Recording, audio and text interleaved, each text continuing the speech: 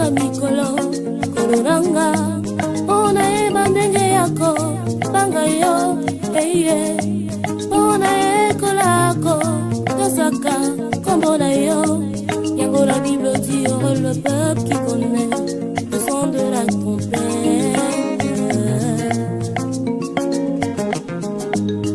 Lakisanga ndinga kotanga mikolo kolonanga ona eba ndenge yako banga yo eye ona ekolako tosaka kombo na yo yango la Bible dit heureux le peuple qui connaît le son de la trompette.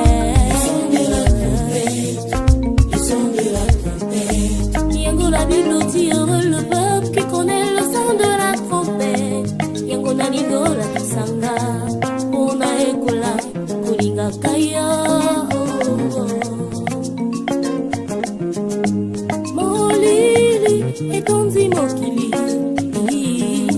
bakebele bakomi kolala kasingana na teo molimo santu pelisa wina na motema yanga ona ekola kolingaka yo sunganga na batela bafuta nalingi nazanga lola te lakisanga lolenga kotambola ngengisa bazela nanga nyonso. Tendre Dieu d'amour, Elohim, le Créateur, Père Céleste, je te bénis, je te rends gloire. Merci Papa pour ton amour, ta bonté, ton souffle de vie.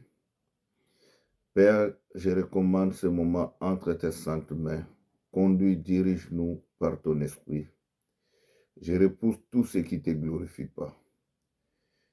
Bénis l'oreille, bénis le cœur qui va te recevoir. Par les noms précieux de notre Seigneur et Sauveur Jésus-Christ le juste. Gloire, gloire, gloire, gloire, gloire, gloire, gloire, gloire, gloire à l'agneau. Alléluia, gloire à Jésus. Mes bien-aimés dans le Seigneur, soyez bénis abondamment de la part de notre Seigneur et Sauveur Jésus-Christ.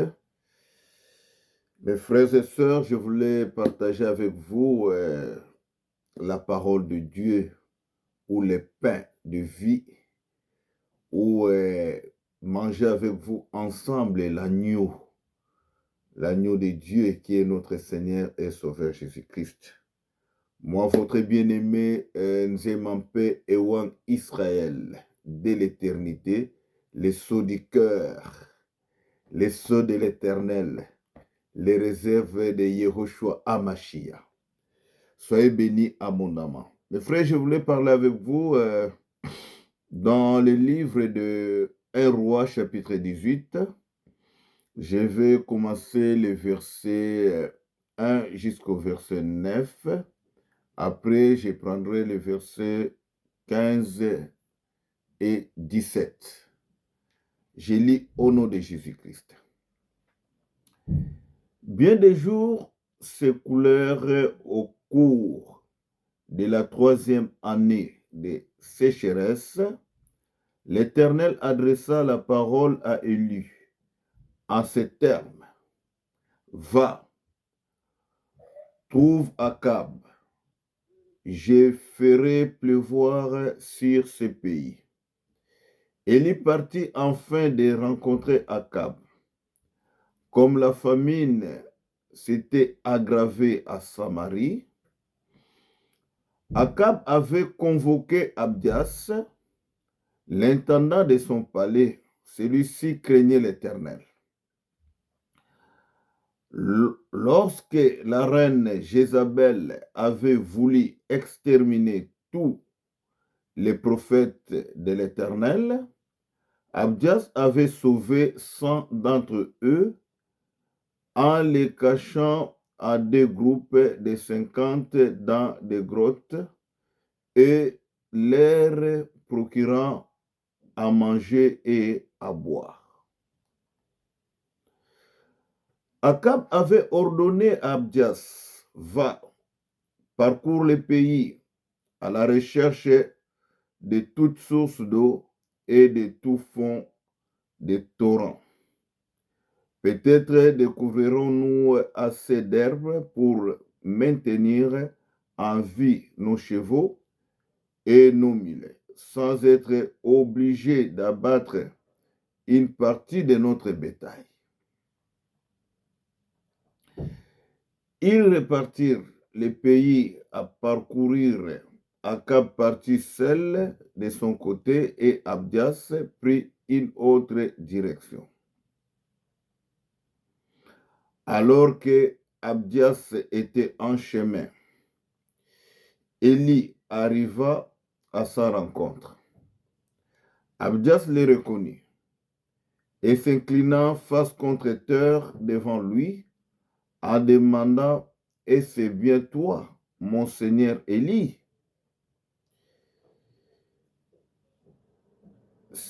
C'est moi-même, lui répondit-il. Va, dire à ton maître que j'arrive. Oh, réplique Abdias, par quel péché ai-je mérité que tu me fasses mettre à mort par la main d'Akab? Je prends le verset 15. Élie lui dit, aussi vrai que l'Éternel, le Seigneur des armées célestes, au service duquel je me tiens, est vivant, je t'assure que je me présenterai aujourd'hui même devant Akab. 17. Lorsqu'il aperçut, il lui cria, te voilà, toi qui sèmes le malheur en Israël. 18. Élie lui répondit, ce n'est pas moi qui sème le malheur en Israël, mais c'est toi et la famille de ton père, puisque vous avez refusé d'obéir au commandement de l'Éternel et que tu t'es allié au culte de Dieu Baal. Amen. Mais bien aimé, le thème de notre nourriture que nous allons manger, je l'ai intitulé « Faire les choix ». Donc le thème, c'est « Faire les choix ». Je voulais un peu parler, expliquer un peu la pensée du Seigneur. La Bible dit que quand Élie avait fermé les ciels, pendant 3 ans et demi, pendant la sécheresse où il n'y avait rien en Israël, et qu'est-ce qui a causé ce malheur? La souffrance est venue d'où? La parole nous dit clairement que à cause du roi Akab et sa femme Jézabel, qui avait commencé à adorer des dieux de Baal. Jézabel était une princesse phénicienne, fille du roi Ethbal. Donc cette femme que Akab est parti chercher là-bas, puisque le roi ou le père de Jézabel, Ethbal, était un païen. Or, la loi interdisait les enfants d'Israël de se marier avec les païens. Mais Akab, d'abord, il a brisé cette loi. Il a désobéi à la parole du fait d'aller prendre une païenne et l'amener en Israël. Et la femme, quand elle est arrivée, la première des choses, elle s'est imposée, elle a mis les dieux de son pays, les dieux de Baal, où son père adorait avec elle, et elle a entraîné son mari. Ça, c'est aussi les choses que nous vivons aujourd'hui. On peut te dire, un enfant de Dieu, de faire attention. Il y a même des enfants de Dieu qui pensent aller dans des sites de rencontres pour chercher une femme ou aller dans des boîtes de nuit.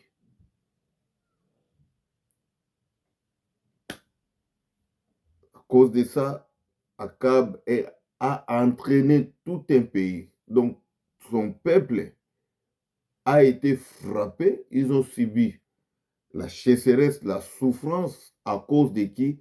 De leur roi, Akab, qui a accepté d'amener une femme païenne.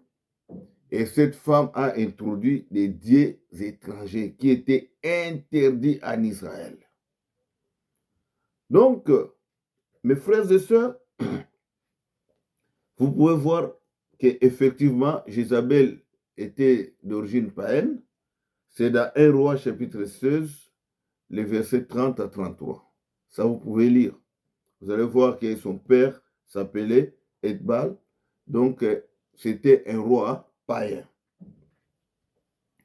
Mais je voulais toucher pourquoi cette souffrance est entrée. Puisqu'il y a des pourquoi, il faut se poser quand même des questions.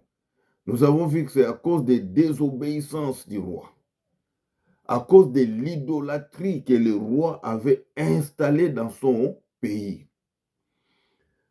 Et Élie a fermé le ciel. Pour que Élie puisse fermer le ciel, comme dit la Bible, Dieu, pour voir l'Éternel, Dieu est toujours derrière sa parole. Ce que Dieu a déjà prononcé, ce que Dieu a déjà parlé, si tu pars, tu fais le contraire de ce que Dieu te demande de faire, tu vas rencontrer la malédiction. Et ça, avant que Élie puisse prononcer, Dieu avait déjà parlé à Moïse. Si les enfants d'Israël désobéissent à ma parole, la conséquence sera ça. C'est pour ça que je vais prendre un témoin. On va lire dans le livre de Deutéronome, le chapitre 11, les versets 16 à 18. Je lis au nom de Jésus-Christ. Gardez-vous bien de vous laisser séduire et de vous détourner vers les dieux étrangers pour les rendre un culte et vous prosterner devant eux. L'Éternel se mettrait en colère contre vous. Il fermerait les ciels pour qu'il ne pleuve pas. La terre ne produirait plus ses récoltes et vous ne tarderez pas à disparaître de ces beaux pays que l'Éternel vous donne. Ici, Dieu avait dit à Moïse, si vous allez adorer les dieux étrangers, pour vous, le ciel sera fermé. Il n'y aura pas la pluie. Et il y aura quoi? La sécheresse. C'est pousser même la colère de Dieu.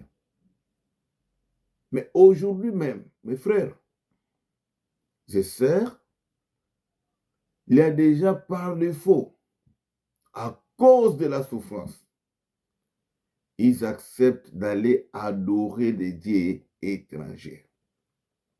Même là où ils critiquaient que ce sont des sectes, mais puisque c'est que là-bas, je peux trouver quelque chose, je peux trouver du boulot, on peut me donner une promotion, il ira là-bas, accepter d'adorer des dieux étrangers, accepter d'adorer des créatures à la place de qui? De l'Éternel. Mais la sanction de Dieu est déjà là. Dieu a déjà prononcé. Si tu vas adorer, le ciel sera fermé. Il n'y aura pas de pluie. Or, la pluie symbolise la bénédiction. Puisque la pluie apporte la bénédiction. La pluie arrose la terre pour nous donner tout ce que nous avons besoin, tout ce que la terre peut produire. Sans la pluie, il n'y aura rien. C'est vrai ça. Je prends le verset 18.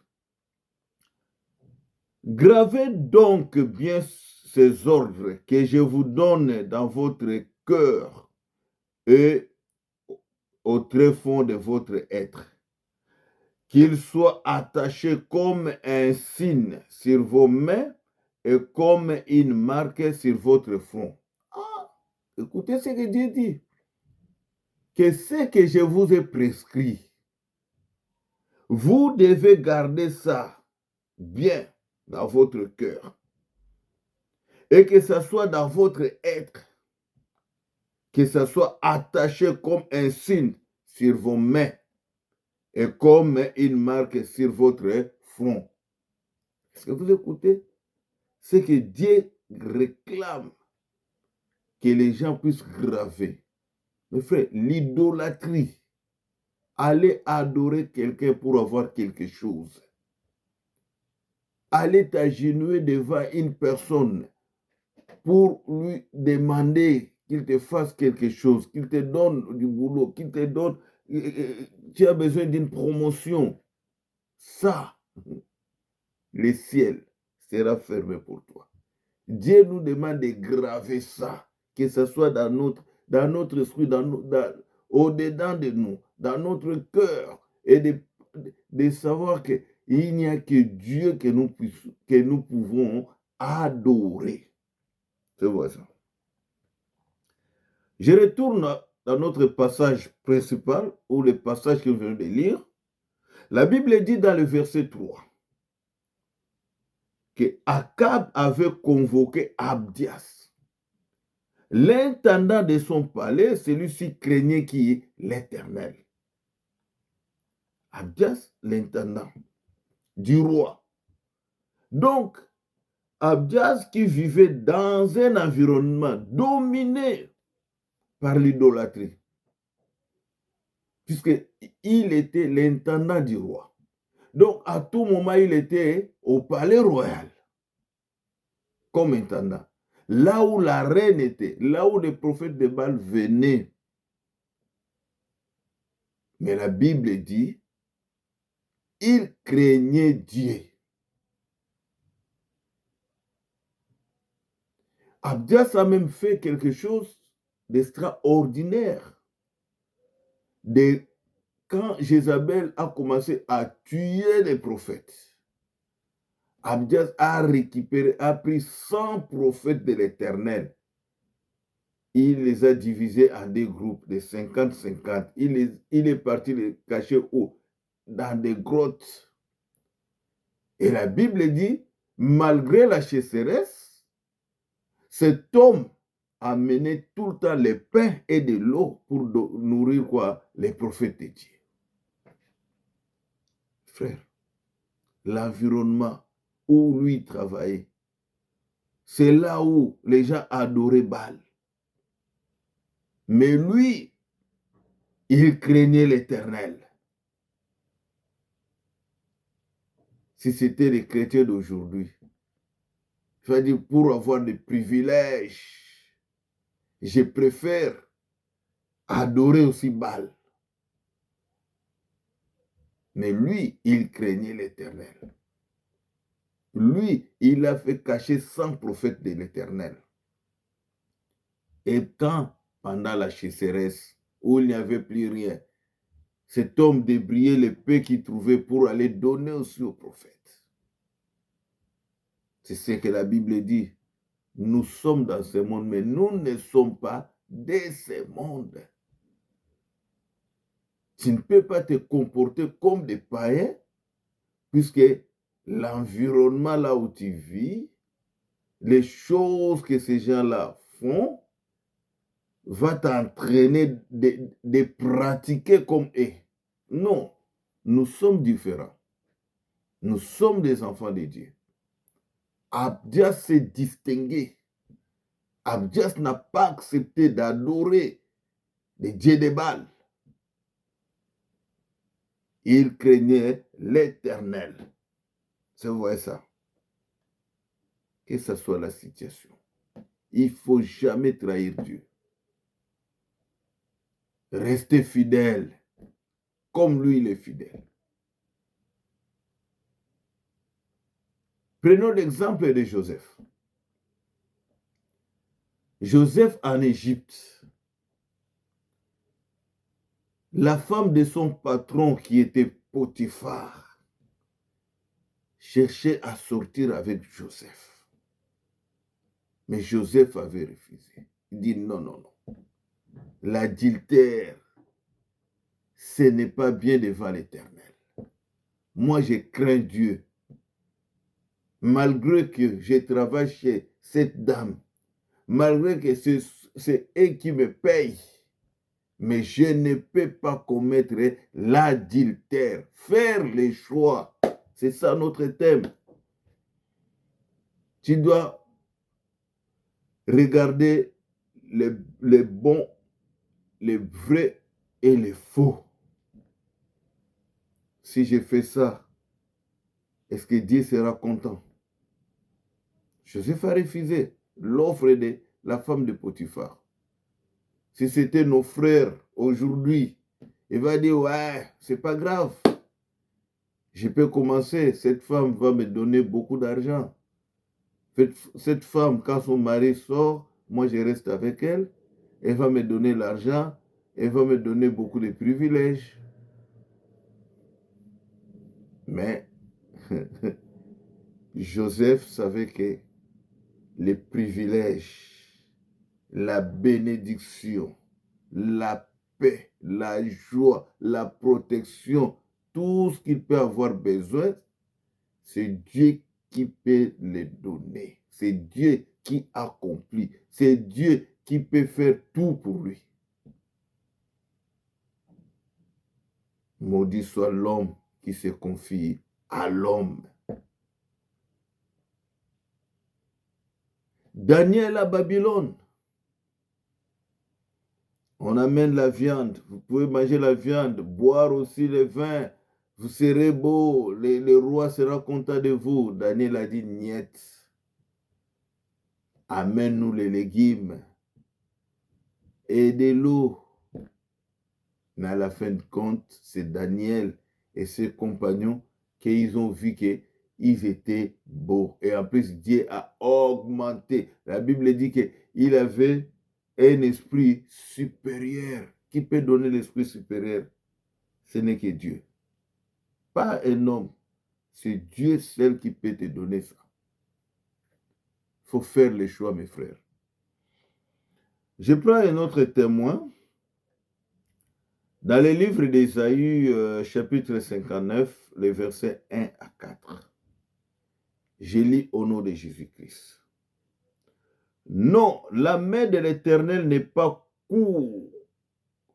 trop courte pour sauver, ni son oreille trop dure pour entendre.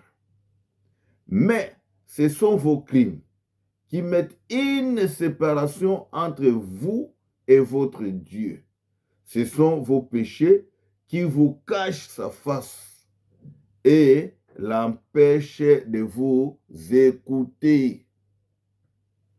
La main de l'Éternel n'est pas trop courte pour sauver, ni son oreille.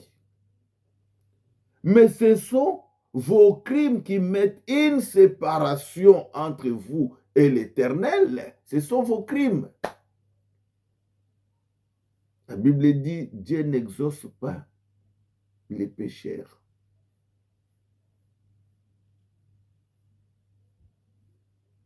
Mais celui qui avoue, qui dénonce, qui accepte de ne plus faire le mal, il s'humilie devant Dieu, Dieu lui accorde son pardon. Mais ceux qui demeurent dans le péché, Dieu n'accepte pas. C'est vrai ça. Je prends le verset 3. Car vos mains sont souillées de sang et vos doigts de crimes. Vos lèvres profèrent les mensonges. Votre langue fait entendre l'iniquité. Vos lèvres profèrent les mensonges. C'est un enfant de Dieu. C'est un serviteur de Dieu. Mais dans sa bouche, s'il dit 10 mots, 9 que les mensonges. Même des choses qui servent à rien, il va mentir. Vos lèvres profèrent des mensonges. Ce n'est pas bien. Il faut faire les choix. Le verset 4. Nul ne se plaint avec justice, nul ne se plaint avec droiture. Ils s'appuient sur des choses vaines et disent des faussetés. Ils conçoivent le mal et enfantent les crimes. Ils conçoivent le mal et enfantent les crimes. C'est petit à petit. Tu es le champion pour mentir. Tu commences à mentir, après tu commences à voler, non, ouais, il commence à utiliser les armes, un braqueur, non, un tueur à série. C'est comme ça. Quand tu gardes, les péchés commencent à augmenter, commencent à te pousser. Ah, mon Dieu.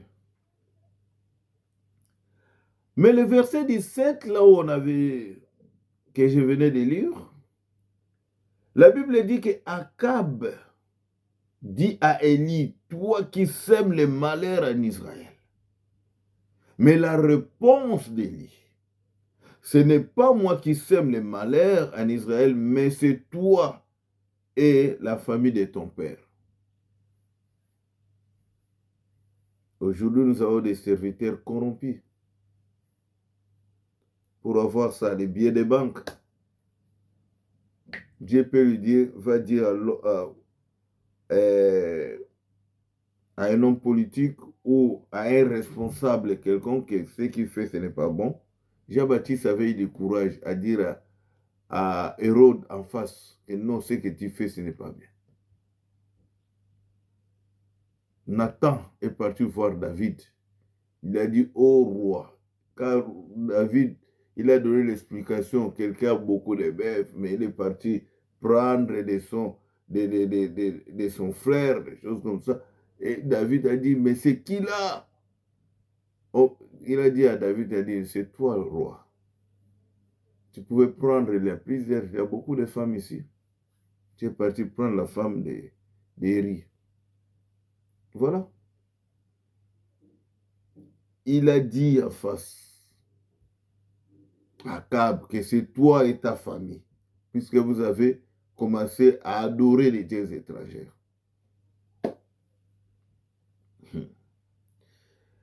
Ésaïe chapitre 5, le verset 20. Malheur à ceux qui appellent les mal bien et les bien mal, qui changent les ténèbres en lumière et la lumière en ténèbres, qui changent l'amertume en douceur et la douceur en amertume.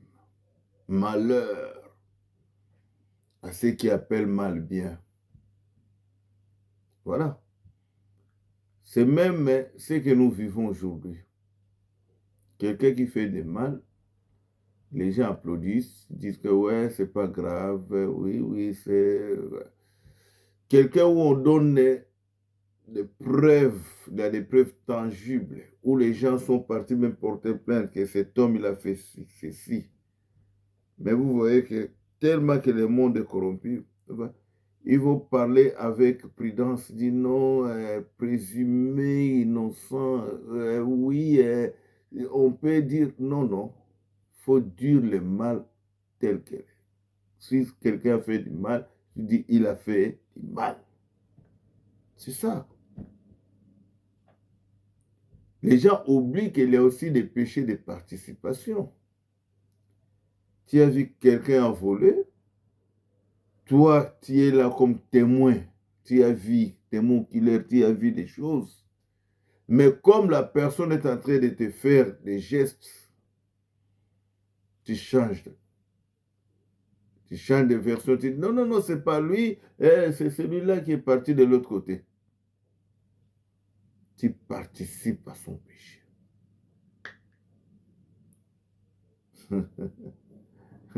C'est comme je faisais le partage en famille. Donc, ma fille m'a posé la question, elle a dit que si un SDF a faim et qu'il vole quelque chose à manger, est-ce que c'est un péché?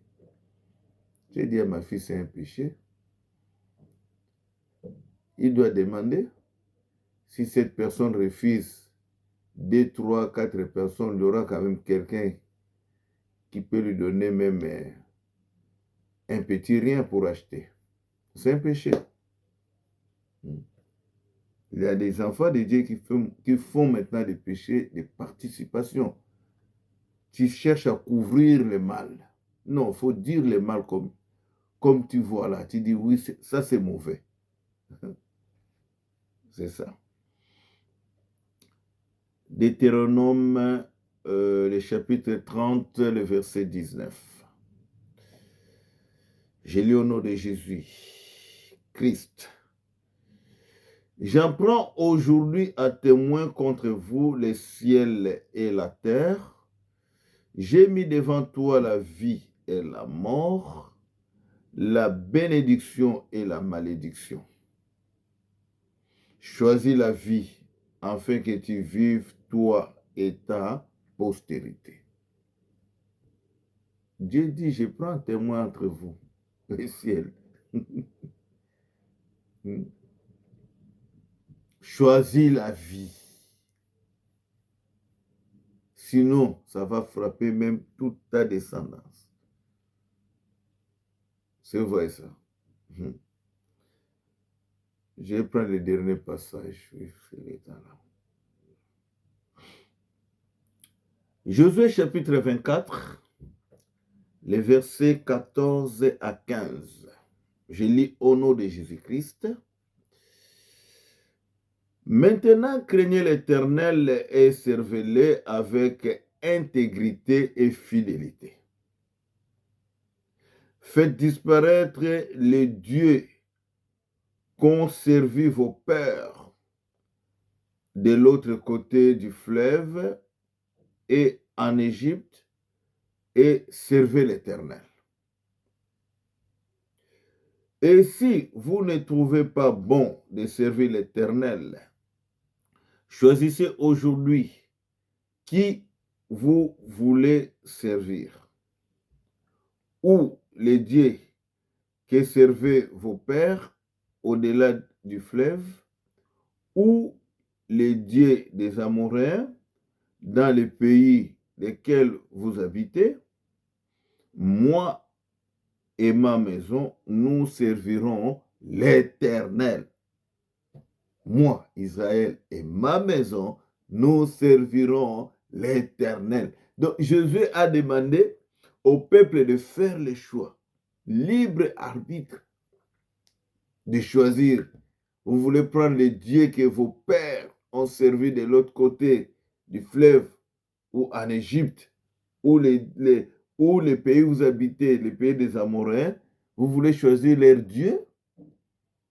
Mais à la fin, il a dit, moi et ma maison, nous servirons l'Éternel. Moi et ma maison, nous servirons Jésus-Christ. C'est vrai ça. Mes frères, c'est faire les choix. Il ne faut pas demeurer dans le mal. Vous savez, le roi Saül, quand le prophète Samuel lui a dit, vous allez gagner, mais il faut avouer tout ce que vous allez trouver dans ce pays-là à l'interdit, le roi Saül, il a pris des béliers, des vaches. Il trouvait que non, c'est vraiment magnifique, en bonne santé, tout ça. Ça, je vais offrir à l'Éternel. Mais la Bible dit ceci. Les prophètes. Quand le prophète parle, c'est Dieu qui parle à travers son serviteur.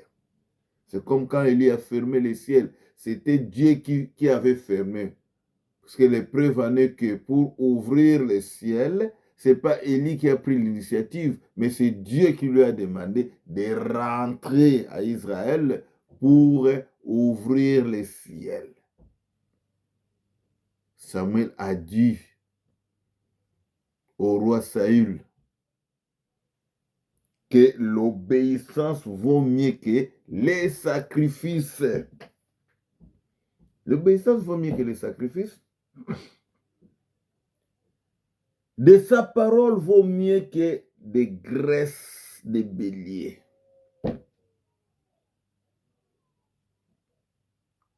Quand vous êtes là pour offrir à Dieu, vous avez déjà vu Dieu descendre pour manger.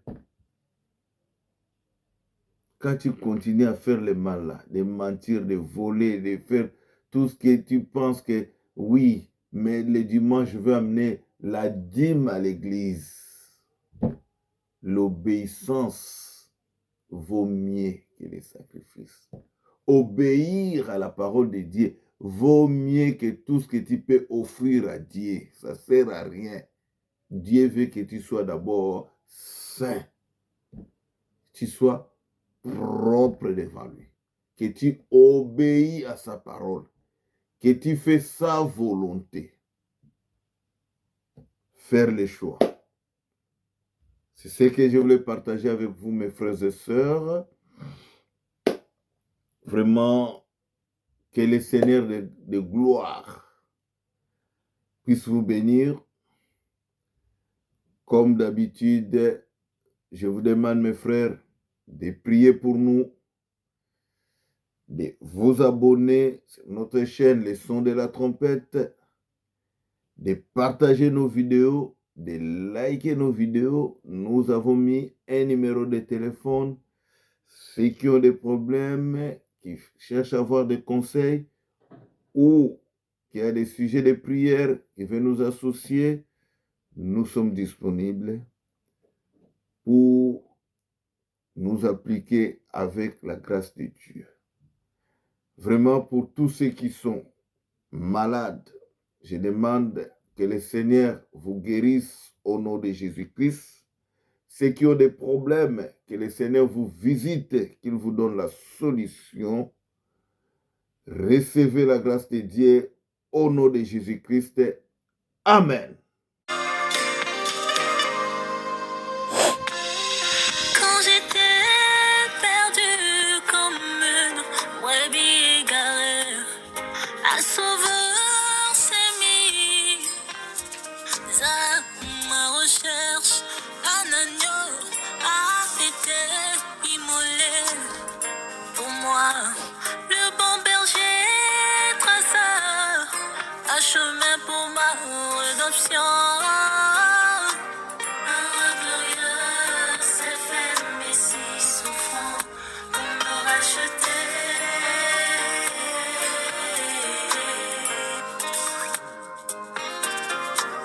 Un glorieux s'est fait Messie souffrant pour me racheter.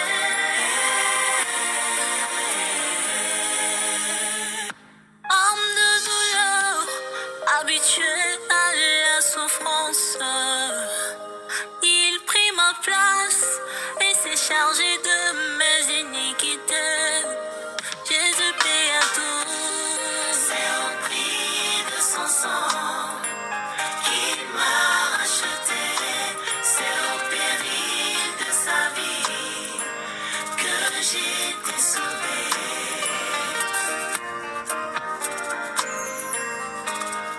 Jésus paya tout, il m'a racheté.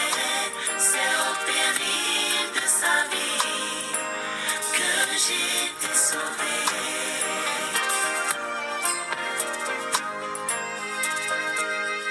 Maintenant, je retourne en Éden, parce que mon berger a ouvert le chemin pour moi. Je peux toucher à l'arbre de vie, car l'agneau fut frappé par l'épée.